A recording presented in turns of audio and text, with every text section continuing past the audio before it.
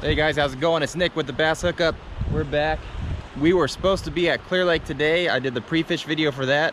I started a new series on the pre-fish and cost and everything that goes into tournament fishing.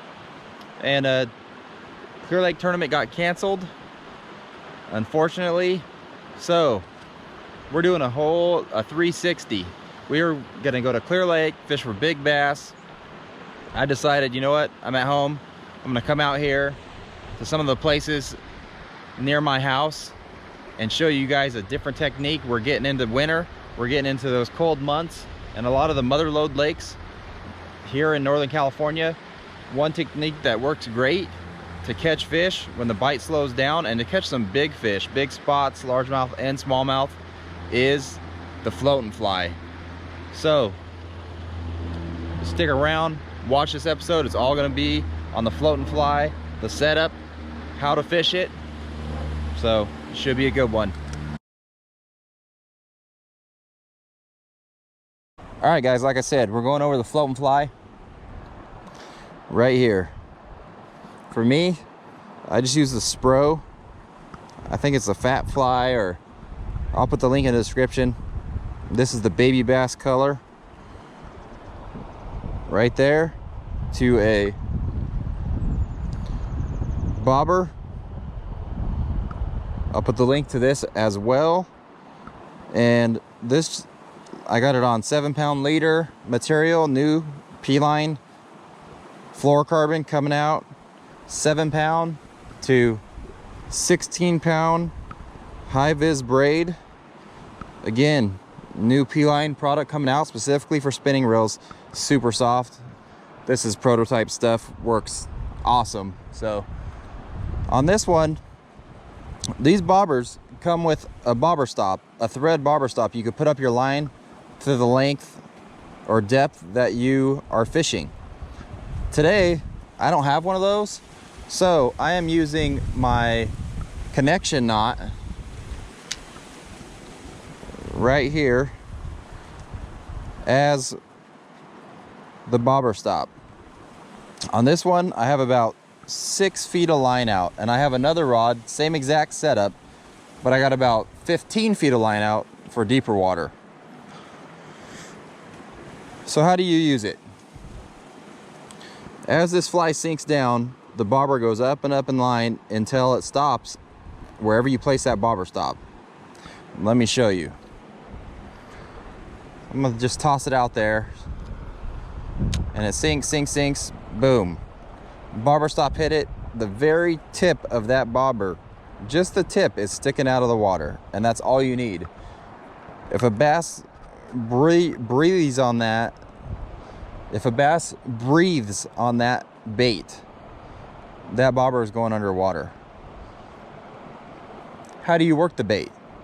Well, most of the time, you don't really work the bait. It's really cold. It excels when the water's cold, like in the 40s and 50s. Right now, we're just getting that cold weather. So I'm bringing this to you guys before we get there so you could stock up on whatever you need if you want to try this technique out.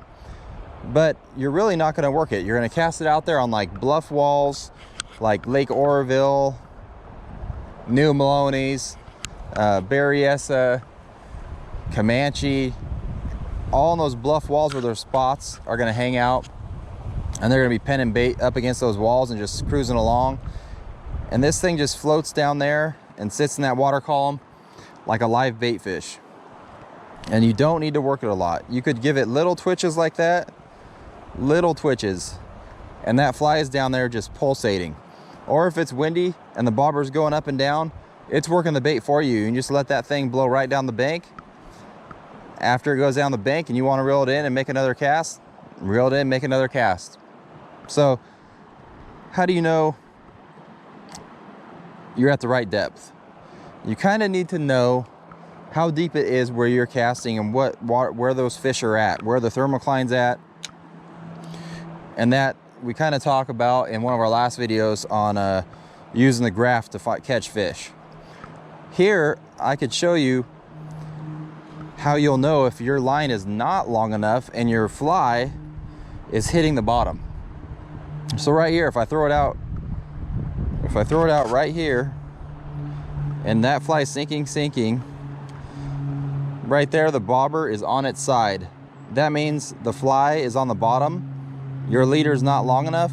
And when you cast that out and it's like that, you could just twitch it off, pop it off the bottom, bring it off the bank until the bobber goes straight down. You'll know when that bobber is pointed straight up and down that your fly now is suspended right off bottom. So a lot of times it is good to throw up on the bank.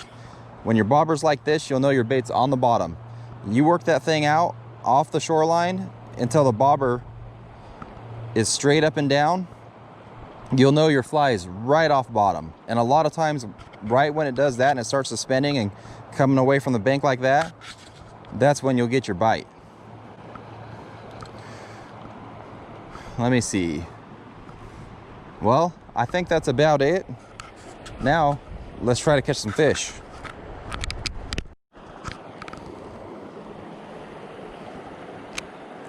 Don't know if we'll catch anything right here. I haven't been here in a long time. Again, cast it out there, slack line, letting it float down. The bobber, the tip of it out there is barely sticking up. I know my fly is just suspended right above bottom. This water's crystal clear. So if there's a smallmouth or a spot or a little largemouth, they'll definitely see it. And right now it's not too cold, so I am gonna work the bait, just barely twitching that slack line and kind of pulling it back to me every once in a while just to move it along, because right here it's slick calm, so it's not really getting any movement. It's just floating in that water column. Those fish will see it and come up and look at it and hopefully eat it. I haven't fished this spot in forever. I'm contemplating whether to go hit the lakes or hit more areas on this little river here. What would you guys like to see? You like to see this river fishing? I mean, if you do, I could easily come out here and fish the river and show you ways to catch like smallmouth out here in the river, or just, you know, sometimes we catch some big spots. The more I'm talking about it, the more I want to just fish down this river. It is pretty fun compared to the lakes are fun too, but it's just a different scenery, different fishery. All right guys, different lake, or now we're at a lake. We were at a little river, and we're gonna try to get some fish on this. And like I said, it works everywhere. It doesn't have to be cold. It doesn't have to be crystal clear water. This thing looks so real. They'll eat it. It just looks like I think it's as close as you could get to just using live bait. So right here, this little ripple on the water, I'm just gonna cast out here, let it float back, and the ripple is gonna work the bait for me. I don't really need to work the bait. Let's see if we could catch one. And this is the first day of cold weather we've had all year. Last night was 33 degrees. Right now it's about 56, and it's been in the 80s, low 80s, 50s at night, maybe high 40s. So, trying to find out if the fish will bite this floating fly. So I haven't been able to get bit on drop shot or any sort of reaction baits.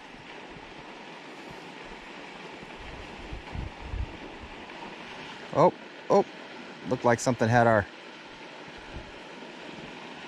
fly there maybe. Oh, got one. Oh no. Come off. Dang it.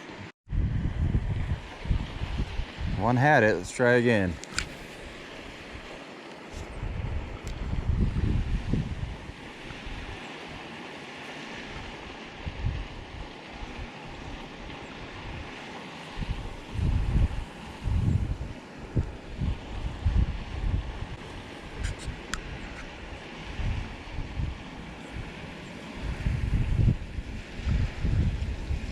Oh, this one had it. Oh, yep, I got one. Oh, my leader. Oh, he just got me. Feels like a good one. Yeah, it feels like a good one. Oh, it is a good one. I gotta get him over all these weeds.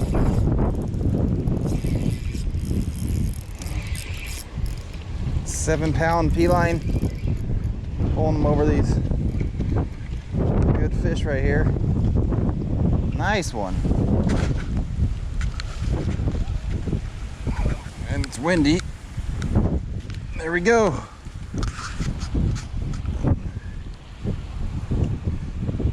There we go. Float and fly right in the top of the lip. Look at that.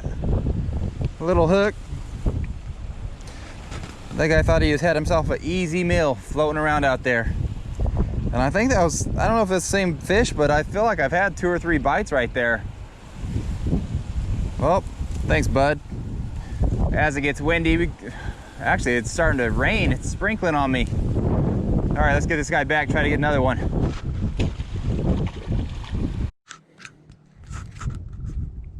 All right, guys, we switched up lakes. It was getting way too windy at that other spot. Right now it's sprinkling a little bit. I'm gonna start off with my shallow setup. So running this thing about 6 foot deep. This lake's deeper.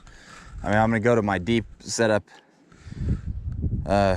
once I throw this around the weed line, a little bit shallower. See if we could get one here. And this lake has largemouth, smallmouth, and spots. A lot of little spots. If I catch one, I'll show you. I'm watching my line go out, out, boom. Watching the bobber. Bobber goes down, just tick. That means the fly's where it should be at. And the that bobber stop on the line just hit that bobber. Now a bite sometimes could be the bobber might actually come up. So if the bass comes up from below it and eats that bait, the bobber will come up and lay on its side. So you got to watch for that as well. Other times they'll come up and just grab it and it'll just go down real slow. Or they might grab it and just pull it left or right. So you always got to be watching the bobber.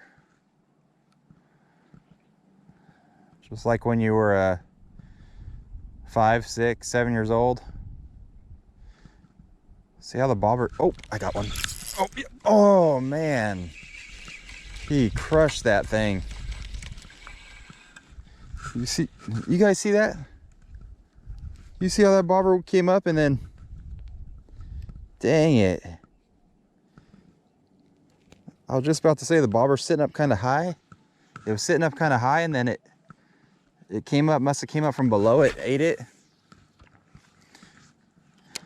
Because it was sitting up, it was sitting just like it's supposed to, and then the bobber came up a little bit and it went like this and went like that, went whoop. Actually need to loosen my drag.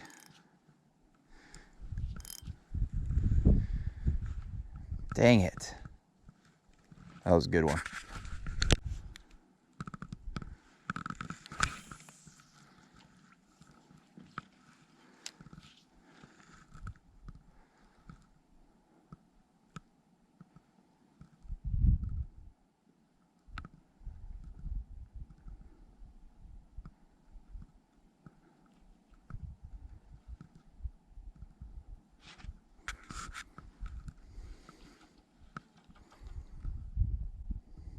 Oh, I got one. See, bobber's down, bobber's down.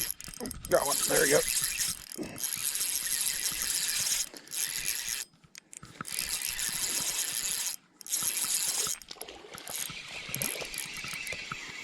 There you go, guys. Another. Oh, it's a spot. See that? Nice little spot. Float and fly. Right there, top of the mouth again. Pretty little spot for being close to home. Well, kind of in my backyard. Pretty cool. Nice. Let him go back in there. All right, guys, just on that floating fly again. See if we can get another one. See if we get another one.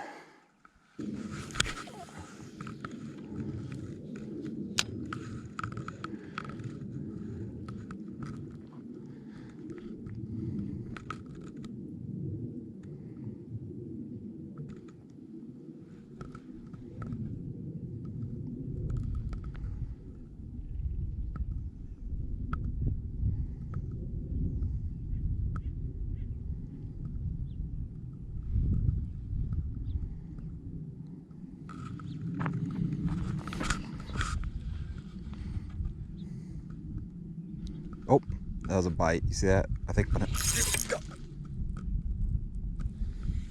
Oh my gosh. Broke me off. My bobber's out there. Now that felt like I just broke my fly off. That felt like a good fish. Wow. That felt like a really good fish. Wow.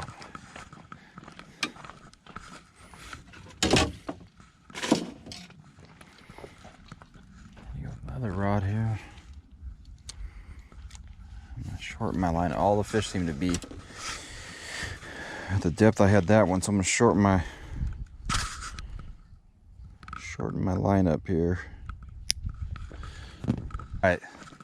I retied my other rod, made the leader short, just like the other one. I mean, shorter. It's probably 7 foot. Cast right back out there by my bobber floating out there. I gotta remember, my drag was just way too tight. I gotta remember, this is only, it's only 7-pound line. Oh, there's a bite. Got him. Oh man, that's a good one. Oh man. Guys, what a guy here. Oh, he come off.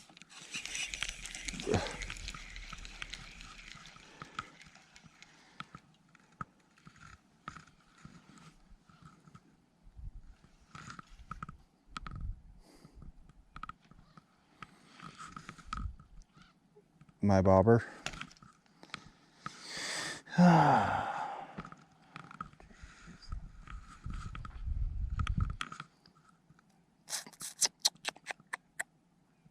last bobber that I have.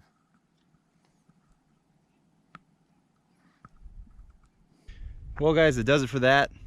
Hope you guys learned a little bit of something about floating fly. Broke off my 2 setups, so I'm done fishing. Man, I can't believe, I don't know how those broke off. I mean, there's a ton of weeds. You know, I would have had to pull them through 15 pounds of weeds, and I was on 7-pound tests, and it's a prototype line, so you know, that's why we prototype. But yeah, the bite seems pretty good. I mean, I wasn't out here for very long. Had a couple really nice fish. Normally there's some small fish in here, but you know, those 2 fish that broke me off felt like good, solid fish. But yeah, like I said, hopefully you learned something about floating fly.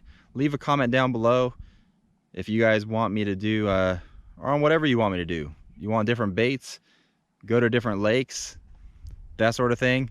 Just throw it down below. If you like me going to pond fishing or in that little river, you know, please leave a comment, like, subscribe, and we'll catch you on the next episode.